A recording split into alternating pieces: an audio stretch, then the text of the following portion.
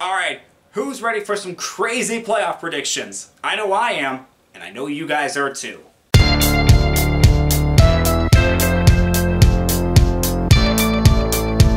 What's going on, guys? Duke Support here, back to another video, and today we've got playoff predictions. I can't believe it, guys. We are at the playoffs right now. Just all the craziness that we have seen this year, all the chaos leading up to this. Now, for these predictions, I decided to lean into the craziness and the chaos of the 2023 season and kind of put that into these predictions. Now, the wildcard games, those are my actual predictions. Those are who I think are going to win this weekend. But the rest, yeah, I just thought of the craziest scenarios that would come out just because of how this year has been. And that's what I've got tonight. Let me know what you think down in the comments below. And let's get into Wildcard Weekend, or as it's known now, Super Wildcard Weekend. Alright, and this year, I'm going to do things a little differently. Instead of doing AFC then NFC, I'm going to start Wildcard Weekend by going with 7 versus 2, then 6 versus 3, then 5 versus 4. That's how I'm going to do it this year. And we're going to start on the AFC side with the number 7 Steelers facing off against the number 2 Bills. Now, the path that these two teams took to get here is simply amazing, and I feel like if you put this in front of a Hollywood director, they would reject it right away because they say it wasn't realistic, but this is what we had. The Steelers were dead in the water a few weeks ago. They had just come off 2 straight losses to 2-win teams. Let me say that again. 2 straight losses to 2-win teams. We had them dead in the water. We had no idea what was going to happen with Mike Tomlin. We had no idea basically what was going to happen with the Steelers at all. And yet they pulled it together, got the wins, finished 10-7, made it to the playoffs.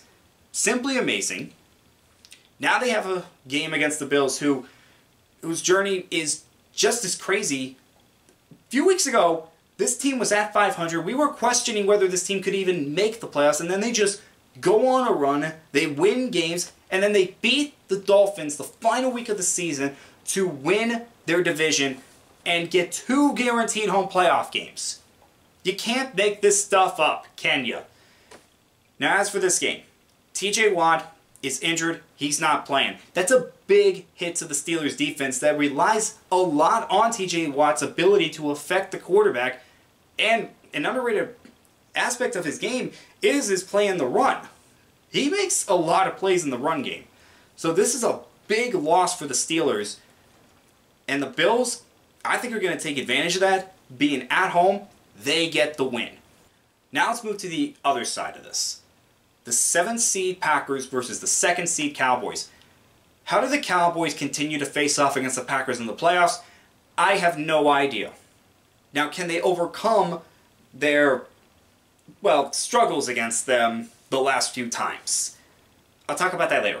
But first, with the Packers, this is another team that we had dead in the water not that long ago, yet they pulled it together. Jordan Love actually finished 2nd in the NFL in touchdown passes.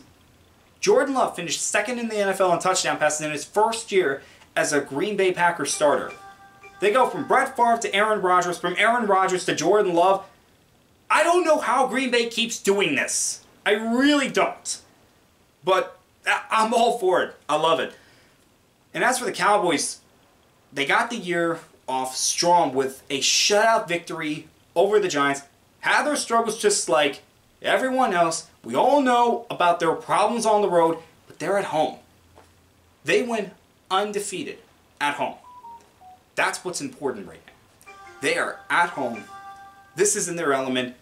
They know the past mistakes against Green Bay. They're not going to let that happen again. Just give me the Cowboys in this game. But Packers, you have nothing to be ashamed of. You were not expected to do anything, and yet you got to the playoffs. You got there when you were not expected to do anything. Okay, now let's move to 6 versus 3. On the AFC side, we have Miami and Kansas City. There's no doubt about this. Miami choked. They 100% choked. They had the division all but locked up not too long ago. And 2 losses in the final 2 weeks is what sealed their fate. Miami, we know how explosive their offense is. But the issue has been their struggles against teams with winning records and injuries. Jalen Phillips and Bradley Chubb both went down with serious injuries, and now you're questioning whether they can do anything against the passer. Can they rush the passer? That's going to be big against Kansas City, to where Patrick Mahomes and that offense has struggled all year long. Their defense has picked up the slack. That's why they won their division. But their offense has struggled, and that's their Achilles heel going into the playoffs. Yes, I did just say that. But with Miami, with the injuries that they've had, oh, by the way, Xavier Howard got injured against Baltimore. Is he going to be 100% come game day? I don't know. Tyreek Hill, he's been battling injuries all year long. Jalen Waddle, he's been practicing. He was limited in practice. Is he going to be able to play after missing the last few games? This is big for Miami for a lot of reasons. They want to prove that they can make noise late in the season.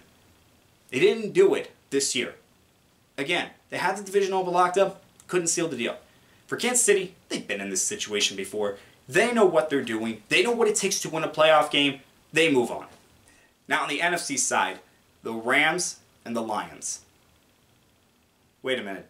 You're telling me Matthew Stafford is going back to Ford Field to face off against his old team? Oh, and by the way, Ford Field is hosting the playoff game for the first time ever? And the Lions won the NFC North for the first time in their history? Yeah, that's how amazing this season has been. For the Lions, they had a goal, and they accomplished it. Did they have bumps along the way? Of course they did. Every team did. But they stuck together, got the division by winning against the Vikings a few weeks ago, then beat the Vikings again in hopes of getting the second seed. Unfortunately, it didn't happen with Dallas's win over Washington. But still, winning their division and getting to host a playoff game, how amazing is that for this Lions team that not that long ago was struggling so much? They traded Matthew Stafford to the Rams in hopes of getting a rebuild together. That's what they did. Dan Campbell has done a great job with this team. Now you're facing off against your old quarterback, who, by the way, had a pretty impressive season on his own right with this team that just kept getting better as the year went on. The Rams were expected to do nothing. Absolutely nothing. And yet, they just kept getting better. They kept winning games. They got the playoff spot. Puka Nacua had one of the best rookie seasons you will ever see. If it wasn't for C.J. Stroud, he'd be the winner of the Offensive Rookie of the Year. There's no doubt about it. But with this game, oh man, this is going to be exciting. Now the Rams, they're one of the hottest teams right now. But there's just something about this Lions team. I don't think they're going to let a moment like this slip away. I think they're going to come well prepared, and they're going to be ready to face their old quarterback. And I'm going to have them beating the Rams, so they're going to be moving. Now comes the interesting part. 5 versus 4 on both sides. On the AFC, Cleveland, Houston. The Deshaun Watson trade. A tale of two teams. For Cleveland, we all know what's happened with Deshaun Watson in Cleveland. It has not been great. And you thought maybe this is what's going to cost them a playoff spot. But then Watson goes down. Cleveland used 4 different starting quarterbacks. Then they get Joe Flacco. And Flacco just plays out of his mind. 38 years old, hadn't played football all year, and yet he came in and performed terrific right away. Not just well, terrific. And that's what got the Browns the 5th seed. And that defense is one of the best in the league. To me, they're a top 2 defense. I'd even argue they might be the best defense in the NFL. They've been that good. Yeah, the Browns have done a great job, and they've been affected by injuries almost as much as any other team in this league. I can only think of 1 or 2 teams that have had more injuries than the Browns, and yet they're still winning and still putting up really good games. Then you get this Houston team that was expected to be fighting for the #1 overall pick, not fighting for a division title. But here comes C.J. Stroud. He's really good right away. He's going to win Rookie of the Year. And he helps lift this Texans team up. And you have players just coming together with DeMeco Ryans. Great choice as their head coach. They win their division by just continuing to win games. And by the Jaguars choking at the end of the year. But now they have a playoff game against a team they traded Deshaun Watson to. It would be great if they could win this game. However, Flacco's battle-tested. He knows what it takes to win a playoff game, and it's really tough for a rookie quarterback to come in and win a playoff game on his first try. I just think it's going to be the Browns. I think that defense is going to get this Stroud and this Texans offense. I think their offense is going to do just enough. Yeah, I'm going with the Browns. Then on the NFC side, Philadelphia and Tampa Bay. Tampa Bay, they had to fight for this division title. Let's face it, the NFC South was the worst division in the NFL this year. There's no doubt about that. And the Buccaneers came out on top. And they had their struggles. Boy, did they have their struggles. It was a tale of two teams at times. But Baker Mayfield, he proved why the Browns chose him #1 overall. Again. Every time you doubt him, he comes right back up. And then, for the Philadelphia Eagles, they started off hot. And then they lose, 5 of their last 6? And they lost the division because of it. That's the crazy part. They had the division all but locked up. All they had to do was win a few games at the end of the year. Against some bad teams, mind you. Cardinals and Giants. They lost both of those games. It was the Cardinals game that knocked them out of the win the division scenario. And you just got to wonder, what is going on with this team? Can this team rebound, get it together? Really, it's been a number of factors that has caused the Eagles to have this situation. And for the Buccaneers, again, they've had their ups and downs, but they're in it. And you get to face a team like the Eagles that's been struggling at the end of the year. If you can take advantage of that, you can move on. However, I'm not going to go that route. I'm going with the Eagles. I say they come together and they squeak out the win against the Buccaneers. That's what I say. Alright, now let's move on to the divisional round. First game, Buffalo, Kansas City. Yeah, I'm starting off strong. The last few times these two teams played in the playoffs, they were wonderful games. But Kansas City came out on top both times. But there's going to be one difference between this game and the ones before. Patrick Mahomes will be playing on the road for the first time ever. Wait, that can't be right. Oh wait, it is. First time Patrick Mahomes will be playing on the road in a playoff game, and it comes against the Bills. Sounds poetic. I think. Anyway, that, I think, is going to be a huge difference. The Bills playing in front of their home crowd and facing off against the team that knocked them out 2 years in a row. And I think for Buffalo, they get their revenge. They already beat them in the regular season. Now they beat them in the playoffs to move on to the championship game. Now, who are they facing? Well, Cleveland, Baltimore. Okay, this one's fitting too, because Flacco is facing off against his former team, a team that he led to a Super Bowl victory. You can't make this stuff up! Now, the last time these two teams played, Baltimore could not stop the passing game of the Browns in the second half. Deshaun Watson completed every single pass in the second half. And Baltimore, they blew the game. There's no other way around it. They blew the game. Now you get a chance to redeem yourselves after that. But the problem is, they're facing off against the Browns for the third time. And that defense is truly something special. But so is the Ravens. However, the Browns already know how to take care of them. And maybe the Ravens know how to deal with the Browns defense, but I don't know. When it comes to Flacco, don't make him angry.